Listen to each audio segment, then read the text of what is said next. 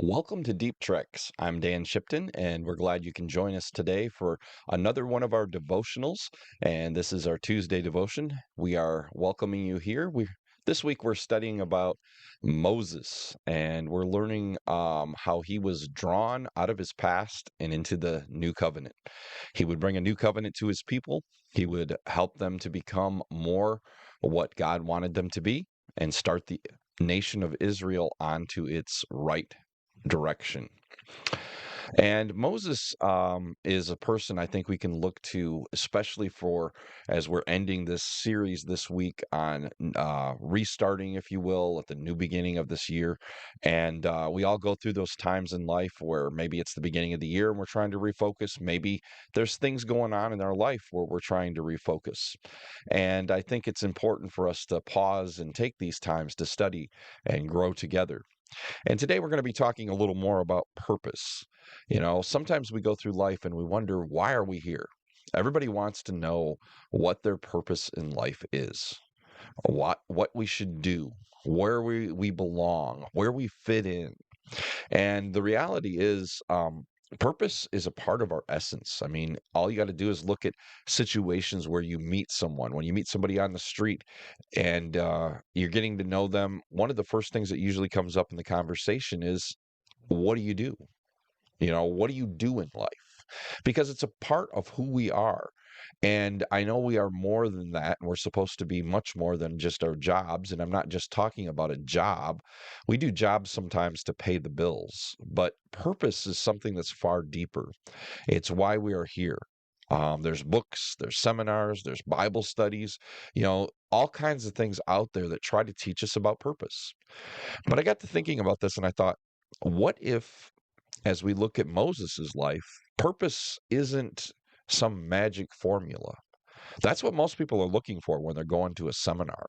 But what if purpose is more about trusting God and more about following Him? Because God is directing a path, and maybe He's already got something prepared for us just by the directions He's been giving. Let's go to Exodus chapter 2 today. And let's look and see what happened in Moses' life early on that helped him to become the purpose he was, or give him the purpose he had, and help him to become the person he was in God.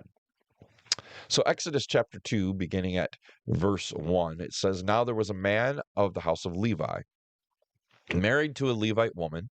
She became pregnant, gave birth to a son. And when she saw that he was a fine child, she hid him for 3 months. But when she hid him and could hide him no longer, she got a papyrus basket and coated it with tar, and then she placed the child in it among the reeds by the bank of the Nile.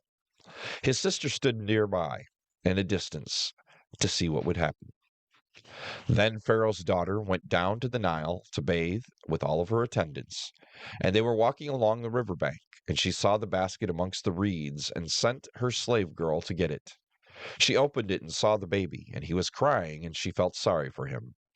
"This is one of the Hebrew babies," she said. Then his sister asked Pharaoh's daughter, "Shall I go get one of the Hebrew women to nurse the baby for you?" "Yes, go," answered. And the girl went and got the baby's mother. Pharaoh's daughter said to her, "Take this baby and nurse him for me, and I will pay you." So the woman took the baby and nursed him. When the child grew older, she took him to Pharaoh's daughter, and he became her son. She named him Moses, saying, "I drew him out of the water." This is the whole beginning of Moses' life. And Moses began kind of a rough life. He was born a slave, and at this time, the Pharaoh decided to get rid of the male babies because there was too many of their Hebrew relatives there. And so he wanted all of the male children killed, but this mother protects her child. Not only that, the child ends up in the hands of Pharaoh's daughter. Moses is saved by his mother, rescued by Pharaoh's daughter, and raised by his real mother at the beginning of his life. And we don't really acknowledge and take into account what's going on there. You have to go back in the past, probably about 400 or 500 years. Some of us have probably read Romeo and Juliet. Juliet is like 13 years old in the story, and her nurse is there giving her advice. The nurse of a child in a royal home in the past wasn't something that was just this throwaway position it also wasn't something where they just fed the child and took care of the child until it could eat.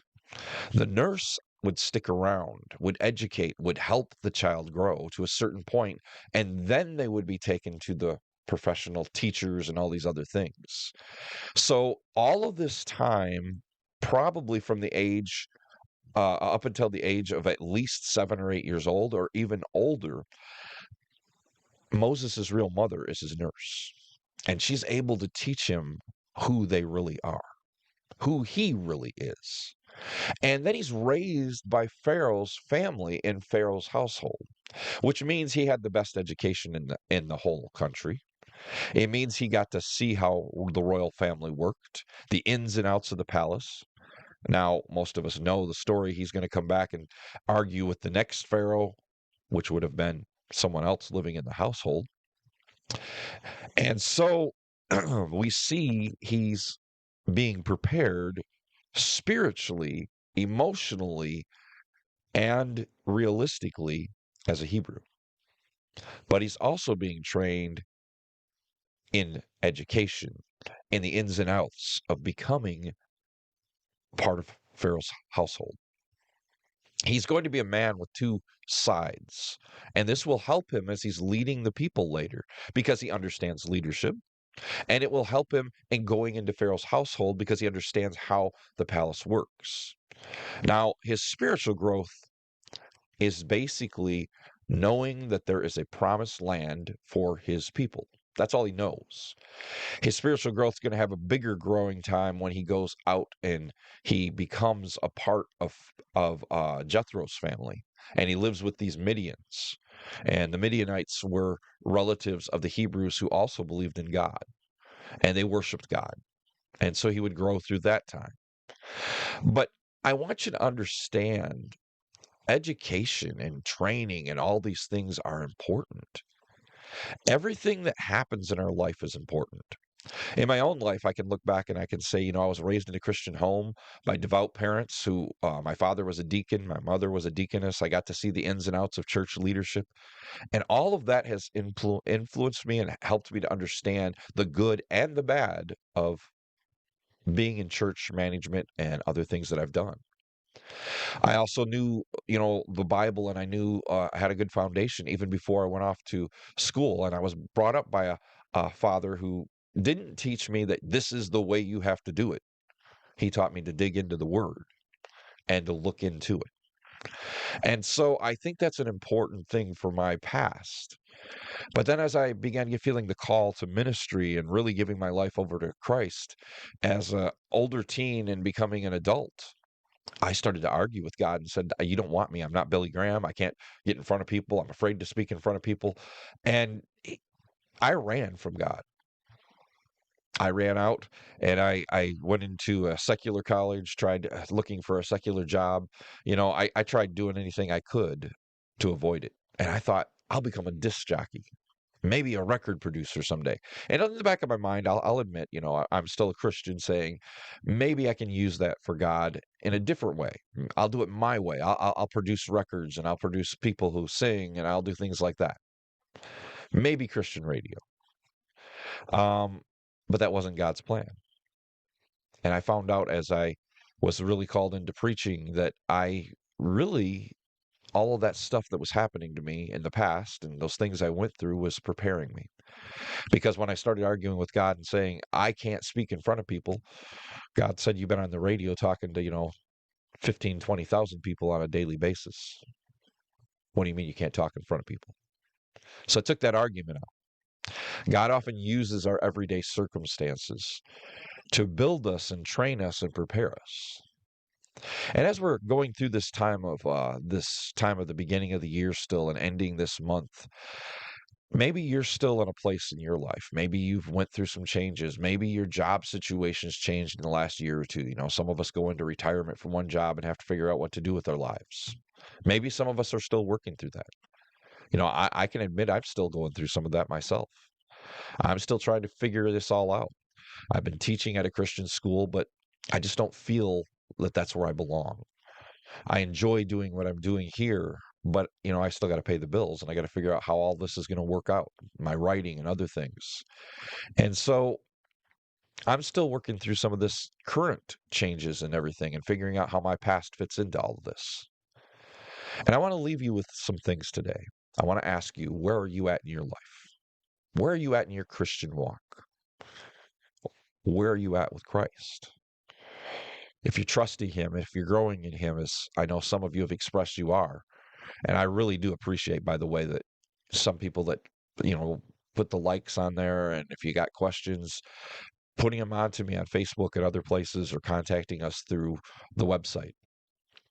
I really do appreciate that because it helps me to know you're growing. It helps me to know I'm making a difference somewhere. And we all want to make a difference. But more importantly, I think it helps me to know what to help you with. And that's what I want to do better. Help everybody who's trying to follow us. I know we've got a number of people who follow. So I hope today that you're really being serious with God and asking Him, what does He want to do right now in your life? What does He want to do in your walk today? Think of the things He's already put you through. Maybe He's helping you and developing you into something you never thought you would be. Whatever it is, God will help you do it. He'll give you the strength and He'll give you the energy. And when it's the right thing, you'll know it. I hope that you can continue to grow in Him, and I hope that you can continue to hear Him. And today, I hope that you will grow in your journey with Him as you journey this life.